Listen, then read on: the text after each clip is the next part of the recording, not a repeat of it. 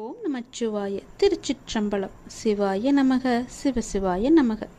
நாம் கடவுளை வணங்கும் போது நம் கண்களில் இருந்து கண்ணீர் வந்தால் என்ன பொருள் தெரியுமா? இதுதான் தெய்வீக ரகசியம். இந்த தெய்வீக ரகசியத்தை நாம் தெரிந்து கொண்டால் நம் மனம் சாந்தியடையும். பெரும்பாலும் நம் மன சோர்வு அடைந்து அல்லது அமைதியற்ற நிலையில் இருக்கும்போது நாம் கடவுளை நினைவில் கொள்கின்றோம் இல்லையா? அல்லது கோவிலுக்கு செல்ல நாம் முயற்சிக்கின்றோம். கடவுளை வணங்கும் போதோ அல்லது கோயிலுக்கு செல்லும் போதோ ஒரு விதமான மன அமைதியை நாம் உணர்கின்றோம். அதனால்தான் சிலர் பெரும்பாலும் கோவிலுக்கு செல்ல விரும்புகிறார்கள். மனம் சோர்வடையும் போது, கலக்கமாக இருக்கும்போது கோவிலுக்கு சென்று மனதை அமைதிப்படுத்துகின்றார்கள். உங்களுக்கு பிடித்த கடவுளை நீங்கள் வணங்கும் போது எப்போதாவது உங்கள் கண்களில் இருந்து கண்ணீர் வரும். இதனுடைய பொருள் என்ன என்பது உனக்கு தெரியுமா? தெரிந்து கொள்ளலாம். அறிந்து கொள்ளுங்கள்.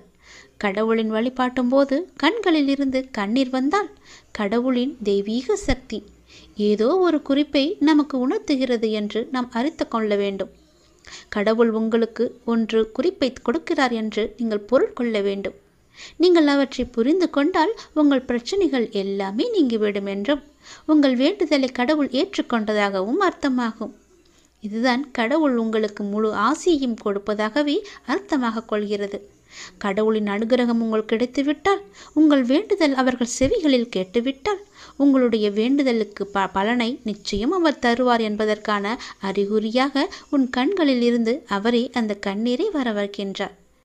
தீபாராதனை காட்டும் போதோ அல்லது கடவுளின் உருவத்தை பார்க்கும் போதோ உனக்கே தெரியாமல், உன்னை அறியாமல் கண்களை திறந்திருக்கும் போதோ அல்லது கண்ணை மூடிக்கொண்டிருக்கும் போதோ உன் கண்களில் இருந்து தண்ணீர் வருகிறது என்றால் நீ வந்ததை அவர் ஏற்றுக்கொண்டார் என்ற அர்த்தம். உன்னை பார்ப்பதற்காகவே அவர் வெகு நாட்களாக காத்திருந்தார். உனக்கான பதிலை சொல்வதற்காகத்தான் அவர் காத்திருந்தார் என்றும், உனக்கு ஆசி வழங்கவே அவர் காத்திருந்தார் என்றும் அர்த்தமாகும். உங்கள் கண்ணீரிலிருந்து கண்ணீர் வந்தால் உங்கள் வழிபாடு மிகவுமே வெற்றிகரமாக முடிந்துவிடும் என்று அர்த்தம். நீ எதை வேண்டி செல்கின்றாயோ அது நிச்சயம் வெற்றியில் முடியும். இப்போது உங்கள் பிரச்சனைகள் அனைத்தும் நீங்கி உங்கள் ஆசைகள் நிறைவேறும் என்றும் கடவுள் உங்களுக்கு ஆசீர்வதிப்பதற்காக ஒரு சின்ன அறிகுறியாக உங்கள் கண்களிலிருந்து கண்ணீர் மலை மலையாக வரும். ஒரு சொட்டு கண்ணீர் வந்தாலும் அதற்கான அறிகுறி தான் அது. கவலைப்படாதீர்கள். கடவுள் எப்பொழுதும் நம் கூடவே இருப்பதற்கு ஒரு சின்ன எளிய பரிகாரம். எப்பொழுதெல்லாம் உங்கள் மனம் பாரமாக இருக்கின்றதோ, உங்கள் பிரச்சனையை தீர்க்க முடியாதது என்று நினைக்கிறீர்களோ, உங்கள் குழப்பங்கள் அதிகமாக இருக்கின்றதோ, அப்பொழுதெல்லாம் உங்கள் விருப்பமான கோவிலுக்கு சென்று அந்த பகவானை நினைத்து ஒரே ஒரு தீபம் ஏற்றி வழிபட்டு அவருக்கு முன்னால் மண்டியிட்டு கையேந்தி நில்லுங்கள். நீங்கள் அந்த தெய்வீகத்தை உணர்ந்து கொண்டால் உங்கள் பிரச்சனைகள் எல்லாம் நீங்கிவிடும் என்றும் உங்கள் வேண்டுதலை கடவுள் ஏற்றுக்கொண்டதாகவும் அர்த்தமாகும். உங்கள் கண்களிலிருந்து கண்ணீர் வந்தால் உங்கள் வழிபாடு நிச்சயம் வெற்றியில் முடியும். தெய்வீக தன்மையுடன் உங்கள் வீட்டை வந்து அடைந்து அதற்கான முயற்சியை செய்யுங்கள். நீ செய்யும் ஒவ்வொரு செயலிலும் ஓம் சரவண பவ என்ற மந்திரம் எப்பொழுதும் ஒலித்து கொண்டே இருக்கட்டும். என்னுடைய அருளும் ஆசையும் எப்போதும் உனக்கு துணை இருக்கும். உன் உழைப்பையும் அன்பையும் பிறர் தவறாக பயன்படுத்தும் போதோ அல்லது பலனை பிறர் அனுபவிக்கும் போதோ நீ வருத்தப்படாதே. அவர்கள் உன் கர்மாக்களையும் பாவங்களையும் அனுபவித்து உன் கர்ம வினைகளை விரைந்து முடிக்கவே அப்படி செய்து கொண்டிருக்கின்றார்கள். நான் தான் அவர்களை அனுப்பி வைத்திருக்கின்றேன். அந்த சமயத்தில் உனக்கு வருத்தம் அளித்தாலும் உன் கர்ம வினைகள் குறைகிறது என்று நீ நிம்மதி கொள். எந்த சூழ்நிலையிலும் இழந்து போனதையும் தொலைத்து விட்டதையும் எண்ணி நீ மனதில் கவலை கொள்ளாதே. நடப்பவை யாவும் நன்மைக்கு என்று நம்பிக்கையுன் உன் லட்சியத்தை நோக்கி நீ முன்னேறிச்சல். எல்லாம் நன்மைக்கே என்று சொல்கிறீர்களே, ஆனால் என் வழிகள் அப்படியேதானே இருக்கின்றது. எந்த நன்மையும் எனக்கு நடக்கவில்லை என்கிறாயா? நீ கொஞ்ச நாள் பொறு. உன்னுடைய வேண்டுதல் நிச்சயம் பலிக்கப் போகிறது. நீ அனுபவிக்கும் துயரங்களையே பெரிதாக நினைத்து போராடி கொண்டிருக்கின்றாய். அது உன்னை தாக்காமல் இருக்கவே நான் இங்கு போராடி கொண்டிருக்கின்றேன். அது உனக்கு தெரிய வாய்ப்பே கிடையாது. அதனால்தான் நான் அடிக்கடி கூறுகின்றேன், முடிந்தவரை எல்லோருக்கும் நல்லதே செய்யென்று, எதற்காகவும் அஞ்சாதே என்று. ஏனென்றால் உன்னோடும் உன் குடும்பத்தோடும் நான் இருக்கின்றேனே. இன்பமும் துன்பமும் நிலையற்றவைதான். அது எல்லோருக்கும் மாறி மாறி வந்து கொண்டுதான் இருக்கும். இன்று இருப்பது நாளை மாறிவிடும். எனவே நீ மனம் கலங்காமல் இரு. இன்றைய துன்பத்தை நினைத்து நாளைய இன்பத்தை நீ தொலைத்து விடாமல் இருக்க வேண்டும். அதற்காகத்தான் சொல்கிறேன். உனது நலனை விரும்புகின்ற நான் உனக்கு நன்மையை மட்டும்தான் செய்வேன் என்பதில் நீ உறுதியான நம்பிக்கையோடு இரு. கவலையே படாதே. நான் இருக்கின்றேன். என்றும், எங்கெங்கும், எப்போதும், என்றென்றுமே உன்னோடு. உனக்கு நல்லது மட்டுமே நடக்கும். நீ என் பரிபூர்ண அருள் முழுவதையும் பெற்றுவிட்டாய். என் ஆசீர்வாதத்தையும் அன்பையும் நீ பெற்றுவிட்டாய். உன்னுடைய பக்தியால் நான் உனக்கு அடிமையாகிவிட்டேன் என் தங்கமே. என்னிடத்தில் நீ பக்தி செய்ததால் நீ வருவாய். நிச்சயம் தொண்டு செய்வாய். அதன் மூலம் நான் உன்னிடத்திலேயே நான் ஐக்கியமாகி விடுவேன். உன்னுடைய வருகைக்காக நான் காத்து கொண்டிருக்கிறேன். நீ என்னிடம் வந்து மற்றவர்களுக்கு நீ தொண்டு செய். எனக்கு தொண்டு செய்ய வேண்டாம். மற்றவர்களுக்கு நீ தொண்டு செய்தால் நான் உன்னிடத்தில் வந்து உனக்கே நான் அடிமையாகி விடுகிறேன். உன்னிடத்திலே நான் இருந்து உனக்கு வேண்டிய உதவிகளையெல்லாம் நான் செய்கின்றேன். நீயோ மற்றவர்களுக்கு உதவி செய்.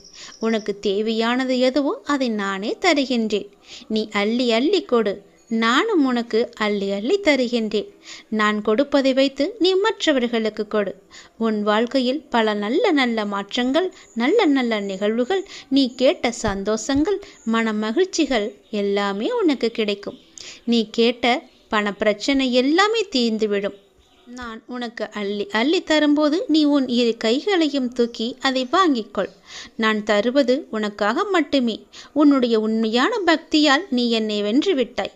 நீ என்னை அடிமையாக்கி விட்டாய். நான் உனக்கு எப்பொழுதும் தொண்டு செய்யவே நான் காத்திருக்கின்றேன்.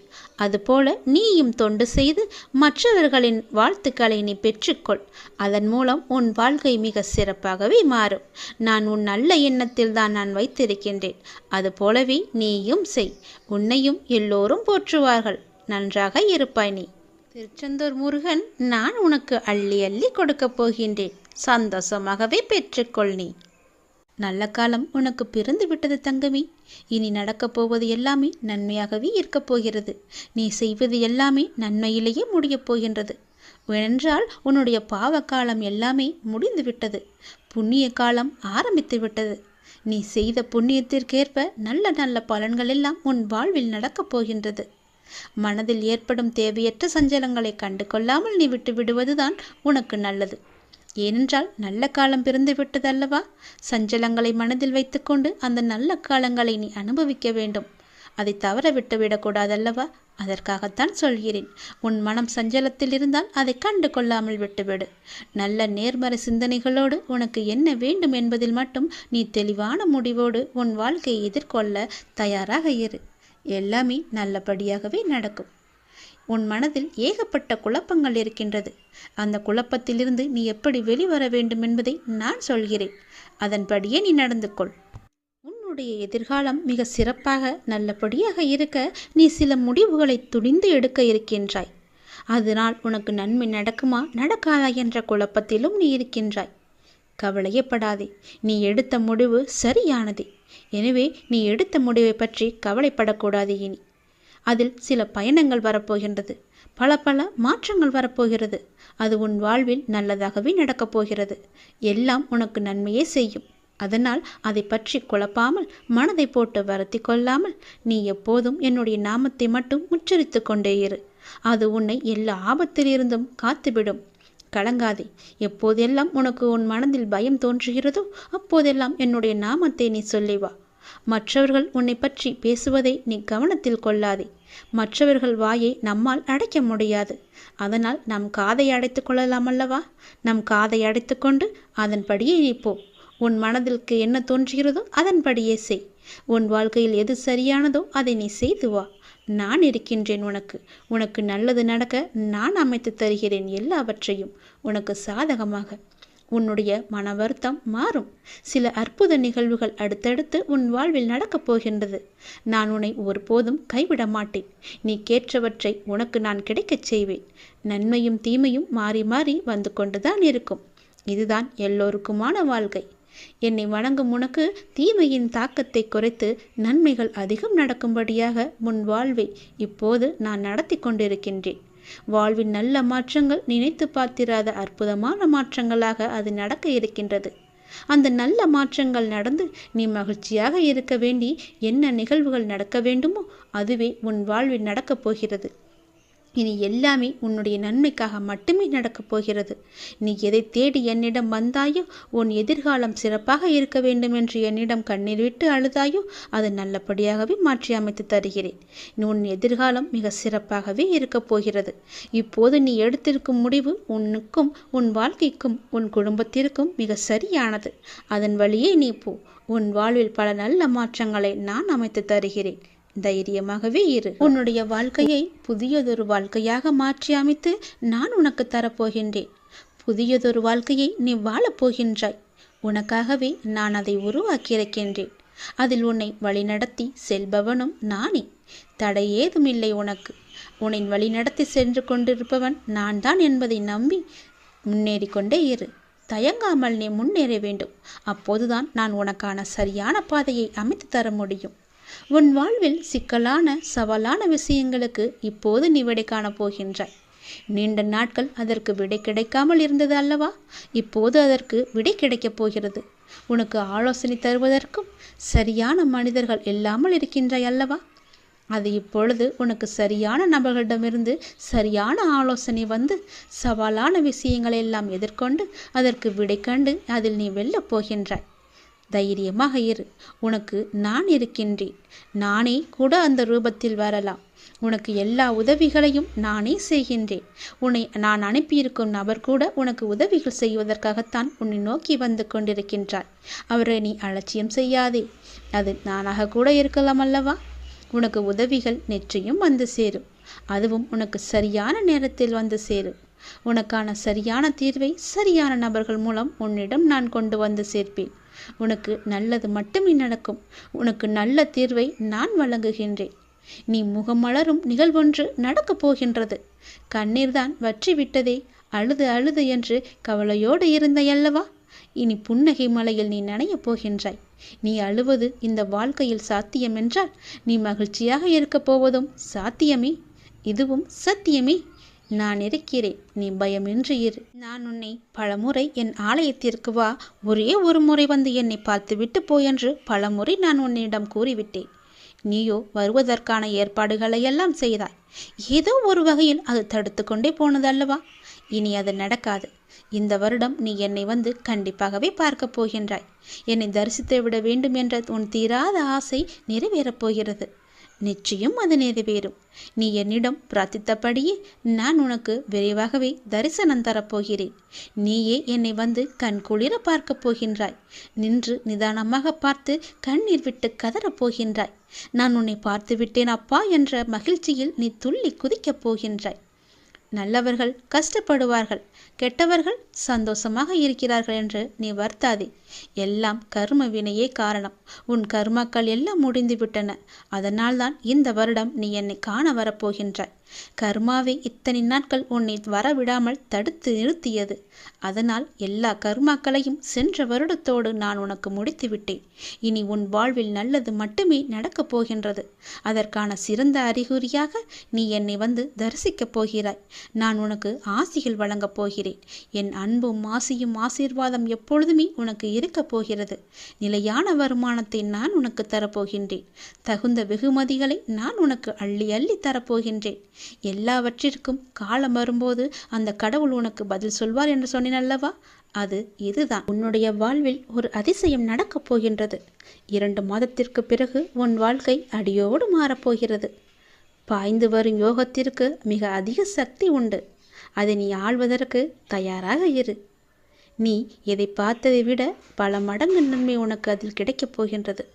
ஒரு சிலருக்கு இந்த யோகம் கிடைக்காமல் கூட போகலாம். ஆனால் இன்று அது உனக்கு கிடைத்திருக்கிறது. அது கிடைக்காமல் போன அவர்களுக்கும் இன்னும் நேரம் வரவில்லை என்று அர்த்தம். ஆனால் அவர்களுக்கும் ஒரு நாள் நிச்சயமாக இந்த யோகம் வரும். இப்போது அந்த யோகம் உனக்கு கிடைத்திருக்கிறது. நிம்மதியாகவே நீ இருக்கப் போகின்றாய். நல்லது உன் வாழ்வில் நடக்கப் போகின்றது. உன் அப்பன் நான் சொல்கிறேன். நீ இழந்தது எதுவென்று எனக்கு தெரியும்.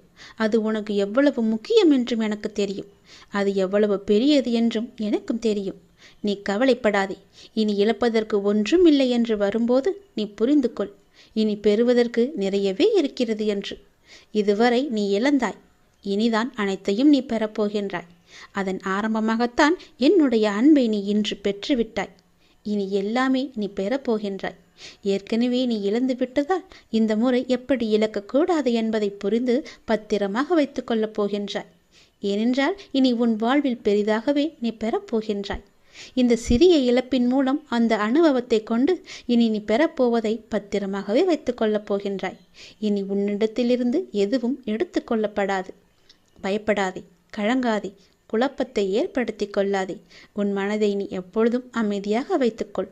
உன்னை காப்பாற்ற நான் பல ரூபங்களில் வருவேன், வந்தும் இருக்கின்றேன். நான் உன் அருகே இருக்கும் நேரம் உன் துன்பங்கள் எல்லாம் காற்றில் பறந்து போகின்றது. அப்போது நான் அருகே இருப்பதை நீ உணராமல் உன்னை காப்பாற்ற நான் தரும் வாய்ப்புகளை அலட்சியமாக விட்டு விடுகிறாய். அதனால்தான் இவ்வளவு சிக்கல்களை நீ மாட்டிக்கொண்டிருக்கின்றாய். அதற்கு பிறகு துன்பம் மீண்டும் வரும்போது என்னிடம் வந்து முறையிட்டு அழுகின்றாய். ஆனால் உன் சக்தி என்ன தெரியுமா? நீ எவ்வளவு பெரிய பள்ளத்தில் வீழ்ந்தாலும் மற்றவரை விட வேகமாக எழுந்து மேலே வரக்கூடிய ஆற்றல் கொண்டுள்ளாய். தோல்விகள் உன்னிடம் தோற்று ஓடப் போகின்றது.